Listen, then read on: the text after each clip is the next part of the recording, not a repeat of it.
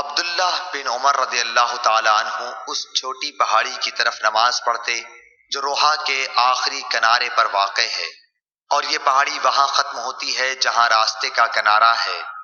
اس مسجد کے قریب جو اس کے اور روحا کے آخری حصے کے بیچ میں ہے، مکے کو جاتے ہوئے اب وہاں ایک مسجد بن گئی ہے۔ عبداللہ بن عمر رضی اللہ تعالی عنہ اس مسجد میں نماز نہیں پڑھتے تھے، بلکہ اس کو اپنے بائیں طرف مقابل میں چھوڑ دیتے تھے اور آگے بڑھ کر خود پہاڑی ارقد طیبہ کی طرف نماز پڑھتے تھے۔ عبداللہ بن عمر رضی اللہ تعالی عنہ جب روحا سے چلتے تو ظہر کی نماز اس وقت تک نہ پڑھتے جب تک اس مقام پر نہ پہنچ جاتے۔